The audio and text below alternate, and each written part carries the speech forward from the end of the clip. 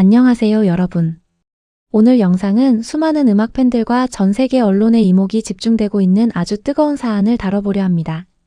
바로 글로벌 탑 아티스트 방탄소년단의 그래미 어워즈 보이콧 선언과 그 여파에 대한 이야기입니다. 시간이 지날수록 일회성 이슈로 묻히기는커녕 음악계 전반에 거친 엄청난 파장으로 퍼져나가고 있습니다. 도대체 방탄소년단은 왜 꿈의 무대라 불리는 그래미 시상식에 거절표를 던졌을까요? 그리고 왜 전 세계 수많은 대중이 이들의 거절에 그토록 열광하고 환호하는지 차근차근 짚어보겠습니다. 이야기의 시작은 그래미 어워즈를 주관하는 미국 레코딩 아카데미의 개편한 발표였습니다. 레코딩 아카데미는 최근 K-팝과 J-팝 등 아시아권 음악을 겨냥해 최우수 아시안 팝 뮤직 퍼포먼스라는 부문을 신설한다고 밝혔죠. 겉보기에는 아시아 음악의 위상이 높아져 새로운 상이 생긴 것처럼 보일 수도 있습니다. 하지만 속내를 들여다본 아티스트들과 대중문화 전문가들의 반응은 완전히 달랐습니다. 이 소식이 전해지자마자 방탄소년단은 제69회 그래미 어워즈에 자신들의 음악을 출품하지 않겠다는 보이콧을 단행했습니다. 멤버들은 음악이 언어나 지역, 인종으로 구분되기보다 음악 그 자체로 사랑받길 바란다는 명확한 메시지를 전달했습니다. 이 결단은 단순한 시상식 불참을 넘어 서구 기득권 중심의 음악 시상식 시스템에 날린 거대한 일침이었습니다. 이 사태를 이해하려면 서구 음악계가 오랫동안 사용해온 이른바 개토화 전략을 알아야 합니다. 개토화란 주류 무대 바깥에 별도의 울타리를 치고 특정 집단을 격리하는 방식을 말합니다. 과거 그래미는 힙합이나 R&B 같은 흑인 음악이 빌보드 차트를 쓸어버릴 때도 본상 진입을 견제했습니다. 베스트 랩 같은 장르별 카테고리를 만들어 흑인 아티스트들을 거기에만 몰아넣었던 역사가 있습니다. 스페인어로 된 라틴 음악이 전 세계를 강타했을 때도 베스트 라틴 팝이라는 담장을 높게 세웠죠. 이번 최우수 아시안 팝 부문 신설 역시 K-팝 아티스트들이 본상인 제네럴 필드로 들어오는 것을 막으려는 방화벽이었습니다. 올해의 앨범, 올해의 레코드 같은 4대 본상 트로피를 비영어권 아시아 가수에게 주기 싫다는 보수적 계산이었던 겁니다. 쉽게 말해 K-팝의 압도적인 팬덤과 시청률은 가져가고 싶지만 진짜 최고권위의 상은 내주기 싫다는 속셈이었습니다. 방탄소년단은 이러한 눈속임과 차별적 구조를 누구보다 명확하게 파악하고 있었습니다. 그렇기에 자신들이 누릴 수 있는 성과와 화려한 조명을 미련 없이 스스로 내려놓는 선택을 했습니다. 너희가 정해놓은 차별적인 틀 안에서는 놀지 않겠다는 당당하고도 묵직한 선언을 한 셈입니다. 그런데 이 사건이 터진 이후 일각에서는 황당한 소문이 돌기 시작했습니다. 그래미가 중국 자본의 로비를 받아서 K-팝을 누르고 중국 음악을 홍보하기 위해 이 상을 만들었다는 루머였습니다. 결론부터 말씀드리면 이 주장은 현실성과 근거가 완전히 결여된 음모론입니다. 그래미를 주관하는 레코딩 아카데미는 수천 명의 음악 전문가들이 투표하는 미국의 비영리 단체입니다.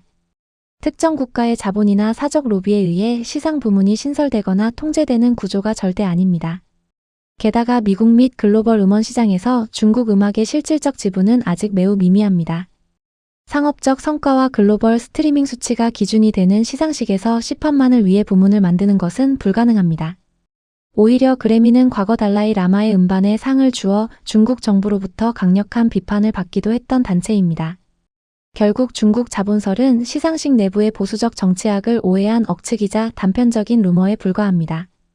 이 사태의 진짜 본질은 수십 년간 고착화된 그래미의 백인 및 서구 중심주의입니다. 빌보드 핫 100 1위를 수차례 기록하고 전 세계 스타디움 투어를 매진시킨 아티스트에게도 끝내 문을 열어주지 않는 폐쇄성 말이죠. 영어 가사가 아니라는 이유로, 아시아인이라는 이유로 은연중에 선을 긋는 보수적인 벽이 이번에 적나라하게 드러난 것입니다. 하지만 방탄소년단의 이번 보이콧은 그래미 측이 예상했던 것보다 훨씬 더 커다란 반향을 불러왔습니다. 빌보드, 롤링스톤, 폼스 등 네로라 하는 글로벌 외신들이 일제히 그래미의 시대착오적인 행태를 비판하고 나섰습니다.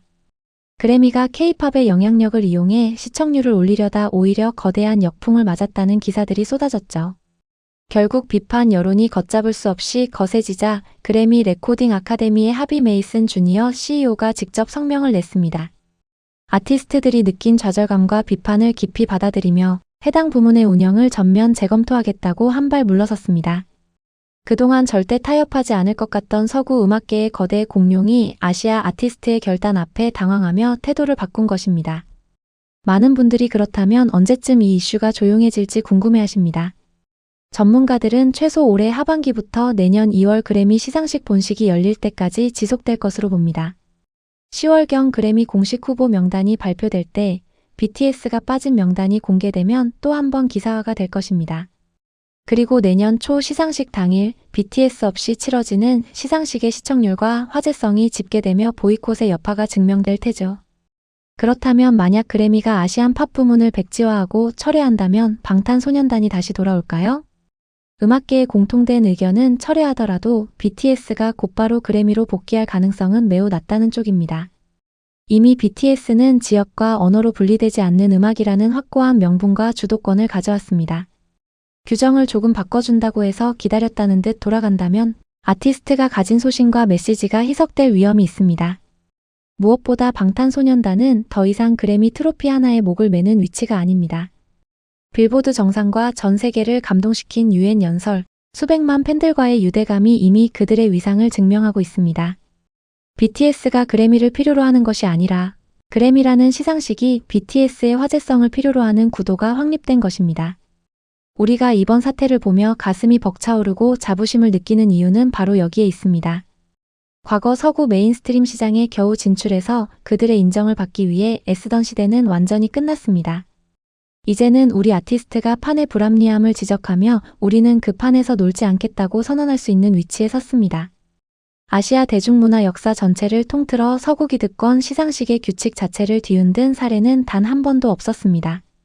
80년대 홍콩 영화나 일본의 문화도 서구 시장에서는 서브컬처나 마니아 문화에 머물렀던 것이 사실입니다. 하지만 지금의 한국 대중문화는 주류 중에서도 가장 높은 곳에 서서 음악계의 패러다임을 직접 바꾸고 있습니다. 우리는 그래미라는 특정 시상식을 절대적인 잣대로 바라보는 시각에서 이제 벗어나야 합니다. 그저 미국 지역의 보수적인 음악 시상식 하나로 권위를 내려놓고 바라보는 태도가 필요합니다. 우리가 사랑하는 아티스트가 만든 음악의 본질과 메시지에 집중하고 지지하는 것이 가장 강력한 힘입니다. 세계 대중음악사의 흐름을 바꾸고 있는 자랑스러운 우리 아티스트의 당당한 행보에 마음껏 자부심을 가집시다. 오늘 준비한 영상은 여기까지입니다. 구독과 좋아요, 알림 설정은 다음 영상을 만드는 데 큰 힘이 됩니다. 끝까지 시청해주셔서 감사합니다.